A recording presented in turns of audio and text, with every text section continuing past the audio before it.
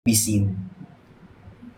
Alam mo yun, I'm just being there because I wanted to be there. Hindi ka nakikipaglaban para, ay, pasikatan tayo. Walang ganun. Wala akong ganun na naramdaman here. Parang everyone has their own spotlight. If you want, parang ganun. O si ano naman, o si ganito naman. Ganyan siya. Wala lang, na-express ko lang yung sarili ko. Kasi not everything should be a battlefield. Ay, kay Myles, thank you so much.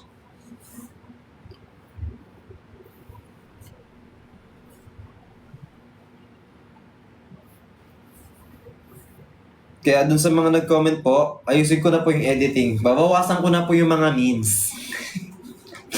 Sorry na nga yung mga memes natin na sobrang dadami. Dapat papakontian na yan.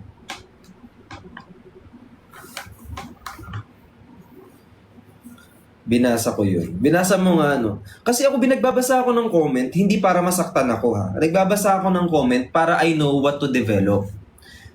Kasi minsan, kapag nagbabasa tayo ng comment, o kaya nagre-react tayo sa mga comment, nagre-react tayo na para bang kalaban, ganun.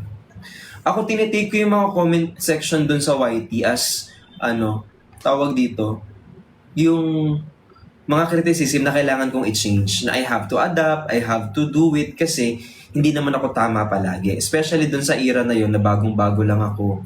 So kailangan ko, ito yung mga dapat kong i-adjust, oo, sobrang nga to, ganun.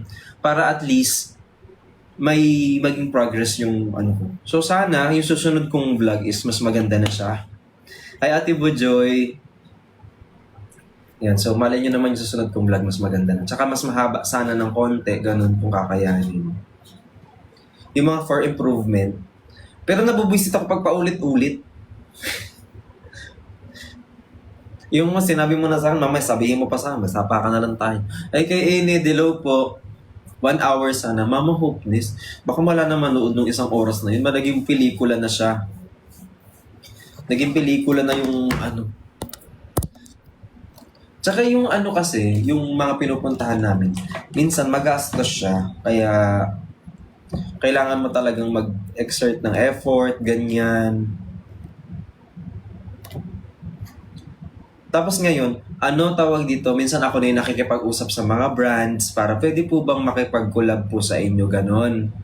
Ako yung nakikipag-usap sa mga brands.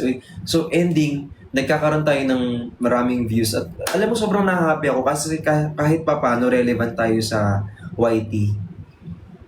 Kaya doon ako nakafocus at the moment. Ayan. Kaya sobrang happy. Happy din kami. Thank you po. Salamat. Please support us. Yes. Mamaya magla-live ako later ng Lux. Samahan niyo ako doon. Pag hindi niyo ako sasamahan, okay lang naman. Happy din kami. Yes. Kaya nga as much as possible, yung mga negative things, I make it to the point na hindi na ako marireach ng anything negative para at least mas tuloy-tuloy yung progress ko. Time, siguro mga 7. 7 p.m. Kasi tinan mo, ang gaang ng atmosphere ko at the moment. I'm doing what I can. I'm doing my work. Ganun. So, ang saya niya lang.